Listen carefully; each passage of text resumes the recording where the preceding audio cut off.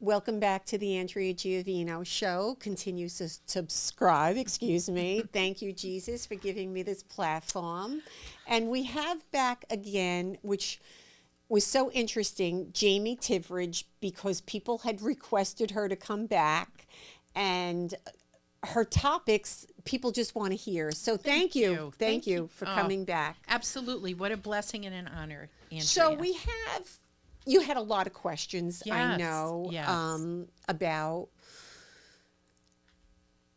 how relationships, how do you, go forward? How did you come out of, the turmoil? Yeah, Because there's a lot of women that do live in so much turmoil Yes. and don't know how to get out of it. Correct. What would you suggest? Well, I think what I would suggest again is you have to look into your resources. But even before that, let me skip back a little bit. You have to have hope. Because if your hope is gone, which I always believe there's always a smidgen of hope left, that hope will give you the gumption, if you will, to go out and say, what are my resources? What do I need to do to get out of this situation? So for me, there are resources everywhere. But before we can, a lot of women are stuck in financial situations where they have to stay or they think they have to stay because there's a lot of financial reasons why they have to. And in their mind, they say, well, I can't do this. I can't do that. I can't go. I have to stay I've been here. in that situation Absolutely. where the kids were little and What do you do? I couldn't leave because Yes. he was working. Who's going to raise the kids? Right. And it was very hard for me to leave Absolutely. at that point. And where do you go? And where do you go? And how do you Absolutely. support yourself? That's and how am I, Right.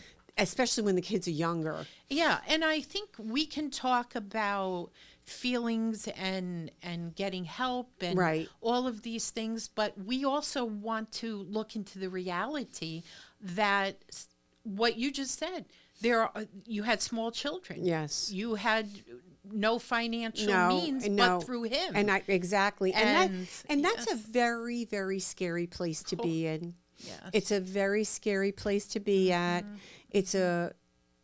You become resentful to the partner Certainly. because you really aren't happy, but then you have to be with him because of financial insecurity. And part of my growing up was a lot of financial insecurity. My parents were not together. They did get back together, if you will, when I was 17 years old. But coming from that financial fear, Yes. it really, and I'm totally transparent here today, still plays an important, I don't want to say important, still plays a role in some of my financial decisions today, which I don't necessarily think is a bad thing, but I just need Jamie to be secure. And so that comes from a history of that. But I've learned from it. Some women don't get that opportunity. No, what I learned to work on me is when I finally my husband went to rehab. He had been in I think 6 rehabs at this point. Wow. He just couldn't get it. You had a lot of patience. No, I think I was sick also. I wasn't healthy enough to leave. You were in. Well, you go to Family Week when someone's in rehab and you learn about the disease concept. Certainly. Which that forced me to go into Al-Anon. That was 35 years ago. Okay. Because my son is 36. And I had been with him 4 years before I even had my son. So it might have been long. Is that your son out there? That's my oldest son. That little cutie? Yeah. Okay. Yeah, that's my son, Toby. He's the oldest one. But I had entered into Al-Anon maybe 38 years ago. And when I entered into Al-Anon and I had to accept I was sick because they said, you're trying to fix him, but why are you with him? You shouldn't be with him. That's right. If you were healthy, you would have been long gone. That's right. So it makes you recognize, wait a minute, but he's the one taking drugs. Right. He's got an excuse. What's yours? Right. What we do. So that's what I was told. And that's correct. We put ourselves in a denial. Yes, I was in denial. And the familiar and the comfort, even though it's uncomfortable, we've taken on this comfort way of living that is completely I believe I fell in love with what I wanted it to be, not what it was. Absolutely. What I wanted it to be, Yes. but not what the reality of it Absolutely. was. And what a difference. I do some premarital counseling for couples, and that is the first thing that I say. Why are you getting into a marriage? Why are you taking it to the next level? Because if you hear that they want it to be this specific way, they want this person, and they can even visualize a person being somebody they're not. They're not. Right. And that's huge red flags. But what I like to say, Andrea, is we all have our own toolbox. Yes. Your toolbox has nothing in it that's going to fix me. My toolbox is not going to fix you. No. And you don't call a plumber to when you have an orthopedic problem, and you don't call an orthopedic to come fix your toilet. Exactly. And you don't walk into a bakery expecting a pork chop. Right. But we can go there. The human beings can go into this. What's sad is that for young women, I would like to address is that, because I did this, I wasted so many years, Right. and in a blink of an eye, we're old, and like I don't want young women to do that. Absolutely. Like, why waste your years to be with someone that you think you're not? It's not gonna change. Yes. Yeah. They don't change. If anything, they get worse. Well, because they're getting spoon-fed what they want and what they like. And the young women, But we didn't know the word even 10 years ago, narcissist. We didn't know. We didn't know what the diagnosis was until Absolutely. I recently, over the years, understood what narcissism is. When did you, if I could ask Yes. you a question, when did you finally really wake up and recognize, wow, this is the rose-colored glasses are off? At what point did you really see with new lenses? Okay, well, my relationship with my husband, which it was a little bit crazy because my son is, because I've had 2 failed marriages before this one. Okay. And because I was 18 when I got married, it lasted a year. And then my second husband, I left him after 2 years because he was abusive. That's our dress rehearsal. Yeah. So with this husband that I put a lot of the years in, I was with him, but then he went to prison. So when he went to prison, because my story is crazy. Yes. He went to prison, and when he came home, my daughter was 11 and my son was 14. Okay. And he left. My daughter was like 6 months in a walker. Okay. So I felt I had to give him an opportunity to meet the kids. Okay. I thought, oh my God, he's going to be this great husband because he missed his family. Listen, and he's going to appreciate his family. This is what I thought. He's going to really appreciate us. Yeah. What a moron I was. You were really in your own head. What a moron. So I was just like, okay, you asked me, when did I? Yes. I have to give him credit. He worked really, really hard, built a business. He could not build that business, I want to clear this up, without the help of me from a friend of mine that was a wealthy doctor that lent him the money through me. He lent me the money to give to him to start a trucking company. Okay. He'll never admit that, whether he does or not, but he came with nothing, and that's how he got off. Okay. Okay, so he worked really, really hard. So while he worked hard, I was raising the kids, and I kept believing that, the minute he gets to a certain point with the trucking, he's going to spend more time with the family. Or the minute he gets more accounts, we're going to go on a vacation. That never happened. Right. It never happened. He always made time, but for himself and his friends. Oh, yes. It was never for me and the kids. It was always for himself and his friends. So I was holding on to, well, when are we going to do this? And when are we going to do that? And like I said, crumbs. It was always throwing crumbs. Sure. And then I just realized my son Keith, I guess because he really wanted a father, and he kept like, it was more because of him, he kept making me like feel guilty. Like, let me try and work it out. Let me try and work it out.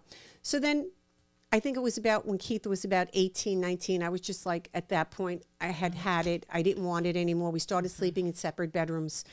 We stayed together actually for 7 years, and he was in another bedroom. I didn't want him near me because there was nothing there. Yeah, no relationship. There was no relationship. No love, no like. There was no, it was how I call it, a loveless, lifeless relationship with a narcissist, because it's always about the narcissist. It's always about them, what their needs are. Or if he was going to AA, it's all about the AA people. Like, they get addicted to anything they're doing. If he's playing golf, he's addicted to golf. That's if he's right. running, he's addicted to running. They swap one addiction for the one next. addiction to, I couldn't live Absolutely. with that. They because swap it. I'm not an addict. No. So that was very difficult for me. I'm somebody that never got drunk in my life. And it's hard because when we don't have an addict's mind, I don't have that. Like, we can't understand that. I couldn't at all. understand anything that he did. It was like to the extreme, to the extreme, to the That's an extreme. addict's mind. So Absolutely. on top of that, add narcissism. I was just miserable, miserable. You know, not anything in the world is going to make me stay in this relationship. Did he let you go easily? Or No, it was a long time. I couldn't get him out of the house. A long Okay. time. I kept telling him I was unhappy. I was unhappy. I was unhappy. He didn't want it. He Right. did not want that divorce. That's of course. He could have been unhappy with me, but he wouldn't leave. Yeah. He didn't want to leave. Yep. That's the control. I don't know what that was about. And he was cheating. No, he was going, because I can't blame him. I wasn't sleeping with him, but he was going with other women. I know that for a fact. Doing his thing. Doing there. his thing Yeah. here and there. But I think that on top of that, I just think he didn't even try. Like, in the beginning, yeah, they try. They whirlwind you into the love bombing. Of course, that's our honeymoon phase. Yes, is but when then that it all happens, stops. you And know. actually, I feel bad for any woman that gets involved. I really do. I honestly, from the bottom of my heart, would say, as a woman, I feel bad because I know what she's going to be up against, and they're not going to be as smart as me. I'm from the streets, Yeah. so they're not going to be as smart as me. Yeah. Like, I think Dr. Phil said something like, either you're a slow learner Yeah. or you're just dumb. Yeah. Yeah. Like what are you doing? Yeah. And you are so you are the actual example of getting out of that, going through it, getting out of it, and not saying to yourself, well, I'm just going to go sit in a corner now. Never. And I mean, I can't even yeah. And I wish him well. Yeah. I do. I wish him well. I Yeah. feel sorry for him because what I've learned, those types of people are never happy. Right. They're never happy. Because there's no end game with them. They're never happy. It's just a repeated pattern. And it's over the same and exact over. pattern. And every other wife he had, because one of the ex-wives, she's a beautiful person. I'm Okay. friends with her. She's such a nice woman. But all of them were nice women. They were all nice women. There was nothing wrong with the ex-wives. It was him. Yeah. You know. The common denominator. Yes. They were all narcissist. givers, all very kind, giving women. Yes. And even the woman now, I'm sure she's a very nice woman and a kind and giving woman. And that's Married? what they. Is he married again? No, he's not married. He lives Okay. in PA, and then Okay. he goes back and forth to New York to the Okay. relationship. But she doesn't know what he does up here Okay. in PA. Well, she needs to watch this. Oh, you know what? I Whatever. know. Let it be. But isn't it amazing when we can see the people He'll that, say I'm a liar. He Oh, always calls me the liar. liar. Yeah, and Wow. he's good friends with my brother. That's another sick narcissist. So they'll say that she's the liar. and you're absolutely right. We have to weed these people I out just of our can't- lives. yeah, I can't. And we know. I always say we know and God knows. But Where we're coming even from. after the divorce and everything, he kept coming around, coming to the house, coming to see the grandkids. I had to put a stop to that too. Yes, you did. I had to. Boundaries. No, not. Boundaries. I said divorce means separate and apart. I had a client whose husband finally left, narcissist, and he told her he was leaving, but he would be living in the garage. Oh, my husband tried to pull that. He wanted to put a house in the back of my property. What? What? He was going to live in the garage. Yeah, and okay. show his children that that's what you do. But it's very difficult. It's very difficult because we don't think like that. No, we can't even imagine treating another person. No, like and that. I don't want to be mean. That's just not who I am. I want to be nice to him because of my grandkids, and I have to run into him. But I've learned that they don't change. No, there is no changing. There is in no that changing. department. As they get older, they get worse. Well, because they're in the familiar, and They don't have the looks they used to have. And Narcissists are very conscious of their looks. and in their mind, it's still working for them. Yes. You see, it's still working for them, and we sit back. I always say, I'd rather be in the audience eating popcorn, watching the show that I'm no longer a part of. Oh yeah, me too. And oh my God, he's treating the same people. He's doing the same exact pattern as he did with me. And you're in same the exact. audience. Yes, and I'm just sitting back. Me and my kids go, this is really ridiculous. get your popcorn. Yeah. But it's true. It's very It's actually true. sad. It's actually sad to see how many lives get destroyed by people like that. Yeah, and it's sad. I think when we get ahead of that, or we come out of those situations, and we look in, we can have the empathy to say, you know what? There's no anger here. No, I have no anger. But it is a very sad thing. It's very sad because they're incapable of change. They can't change. And living such a quality life. Yes. I'm living such a quality life, regardless of what anyone I thinks. have a beautiful home. I know. I see your grandbabies. You see in my grandbabies, I have a beautiful country home. The kids come now in the summer. I open the pool. We have a beautiful life. Yes. I'm happy. And I'm fulfilled. And my health is in really good. Like, I'm healthy now. Yes. I was not healthy then. We have a beautiful son. He just graduated college, and he's so never experienced anything that I had to experience growing up.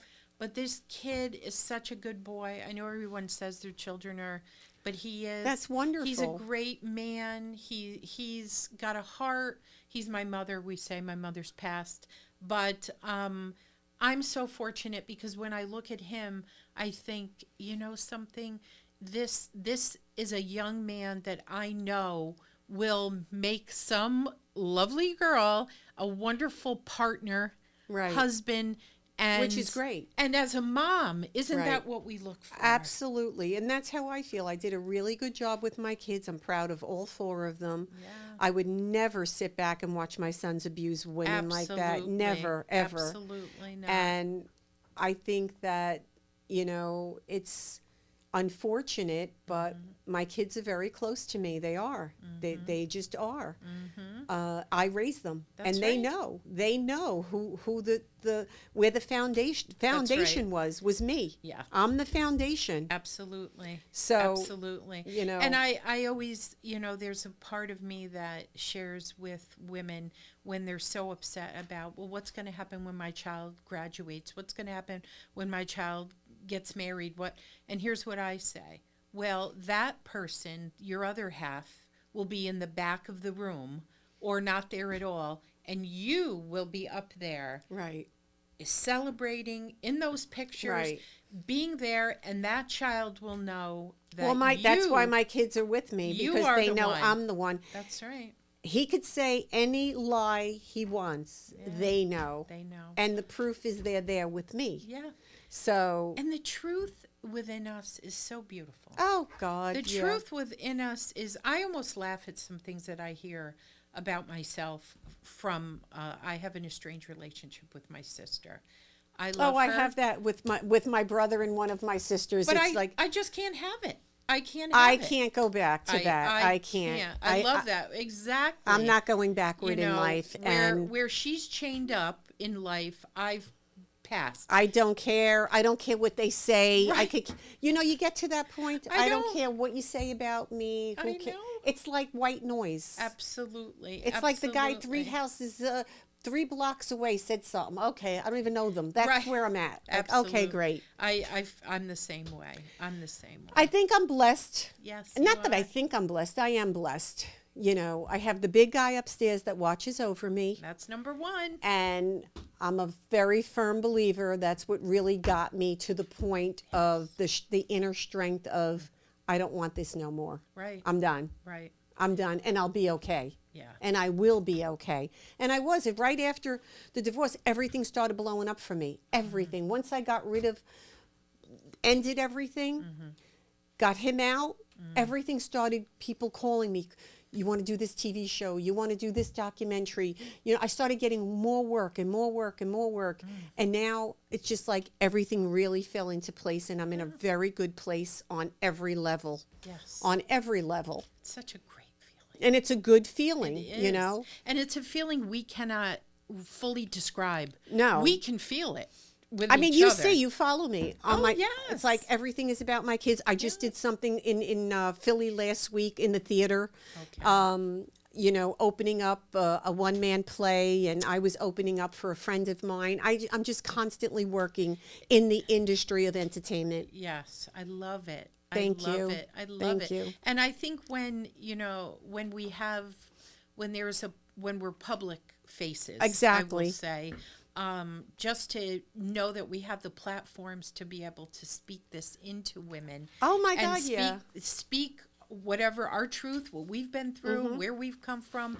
But just because some women, they need to hear it. They need to know, wow, Andrea went through this. Jamie went through this. Yes. And as much as it's not But I being think prideful, it's, I think a lot of women stay in denial and stay stuck because of fear. yeah, fear is And huge. fear is huge. But we're going to close out with that. Is there Yes. anything you would like to tell the audience again? Yes, of course. So if you do experience fear, understanding that fear is a very, very natural part of who we are.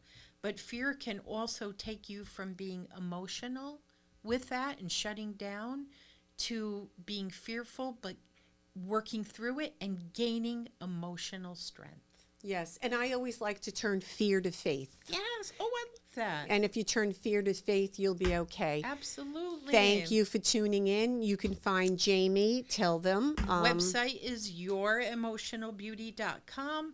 Instagram, emotional_beauty_. Facebook and TikTok. And you can hear my motivational minutes that I share. Thank you so much for coming on again. Thank you. Tune in, subscribe. We'll see you next time. Thank you, Jesus. Amen. Amen. Bye. There we go. All right, we'll do another picture. Oh, we're going to get my phone. Well, she's got her. This is a different.